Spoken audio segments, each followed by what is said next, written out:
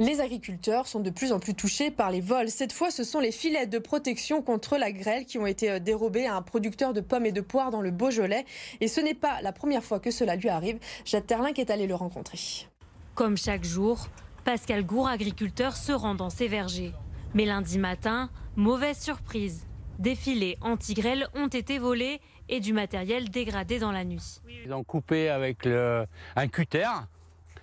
Regardez, le fil de fêtage qui tient le tout en haut a été aussi sectionné. C'est du gros fil. Les installations venaient d'être posées et devaient encore protéger ces pommes pour une dizaine d'années. 150 mètres de filets ont été déchirés, une perte que l'agriculteur estime entre 5 000 et 10 000 euros. C'est voué à être changé parce que ça ne tiendra pas, ça ne tiendra plus. Donc vous voyez, il faut tout y démonter, recommoder pour remettre un bout. Ces incivilités s'ajoutent aux problématiques quotidiennes de l'exploitant. Je me sens un peu abattu, je me sens un peu fatigué de tout ça. On a déjà des conditions climatiques à gérer mentalement et là on s'aperçoit que c'est encore des éléments extérieurs qu'on ne peut pas contrôler. On ne peut pas mettre des caméras dans toutes les plantations pour surveiller ce qui s'y passe la nuit. Peu de solutions, alors que sa récolte pourrait être menacée par de futures intempéries. Si elles reçoivent ne serait-ce qu'un grêlon pendant 10 secondes, la saison est anéantie. Après d'importants épisodes de gel au printemps 2021, l'agriculteur espère pouvoir enfin vendre ses fruits. En bref, un arrêté a été pris aujourd'hui par la préfecture pour restreindre l'utilisation de l'eau. À cause de la sécheresse précoce, la situation hydrique ne cesse de s'aggraver dans le département. Résultat, professionnels et particuliers doivent limiter leur consommation d'eau. L'arrosage des pelouses est proscrit, le remplissage des piscines interdit et le lavage des véhicules est restreint aux seules stations professionnelles. N'hésitez pas à aller voir la carte publiée par la préfecture pour connaître l'ensemble des restrictions par commune. 2 ans, jour pour jour, que Benjamin Brière est emprisonné à Téhéran, en Iran, pour avoir pris des photos dans une zone interdite. 2 ans que rien ne bouge, selon la famille. Alors sa sœur a décidé d'interpeller la nouvelle ministre des Affaires étrangères et appelle Paris à taper du poing sur la table pour libérer son frère, mais aussi les 3 autres Français retenus en otage. Écoutez l'avocat de la famille. 2 ans pour rien, ça devient effectivement insupportable. Et je pense qu'il est temps que les autorités françaises et l'Union européenne répondent à cette diplomatie des otages par un volet de sanctions qui soit drastique. Parce que cette forme de politique de prise d'otage ne peut plus perdurer dans le monde qui nous entoure. Et aujourd'hui, il est dans un état que je décrirais à la fois, c'est un mélange d'angoisse, d'une grande dépression, mais en même temps d'une grande colère, je veux dire, de vivre une situation qui lui semble à la fois inextricable et dans le cadre de laquelle il a le sentiment qu'il est évidemment abandonné. Il ne l'est pas complètement, heureusement. Depuis sa naissance, la petite Charlie, 15 mois, n'est nourrie que par sonde. Née grande prématurée avec son frère jumeau, la petite fille a besoin de soins adaptés. Jérémy Pain, vous m'avez rejoint sur ce plateau. La famille a lancé un appel aux dons pour pouvoir soigner Charlie. Oui, Charlie, elle a 15 mois aujourd'hui, vous l'avez dit. Elle ne mange pas normalement nourrie par sonde. En fait, elle possède un trouble de l'oralité alimentaire. C'est un trouble qui touche certains enfants. Elle prend du retard dans sa croissance, a quelques troubles de la parole. Aujourd'hui, elle pèse moins de 7 kilos. On écoute sa maman qui parle le mieux de la situation. Le trouble de l'oralité, c'est tout ce qui est visage. Elle a subi beaucoup de choses.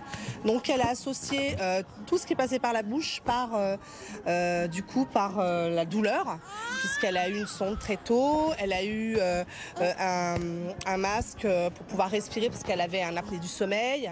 Enfin, elle a subi plein de petites choses, Charlie. Et aujourd'hui, Charlie, elle n'arrive pas à manger. Elle aimerait, elle prend des choses, elle les met quand même à la bouche. Donc, on a cette chance-là. Mais elle a le réflexe nauséeux.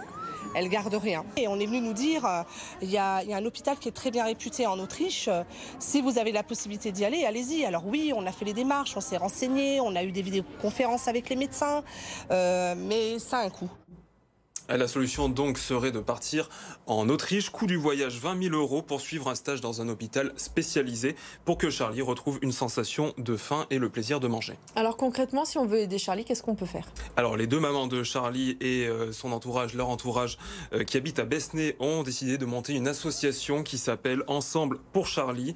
Donc c'est une page Facebook. Sur les réseaux sociaux, on peut retrouver les nouvelles de Charlie. Et puis pour ceux qui souhaitent faire un don, il y a un lien sur cette page Facebook qui renvoie vers une cagnotte en ligne pour aider donc Charlie et son entourage. L'appel au don est donc lancé. Merci Jérémy pour toutes ces explications.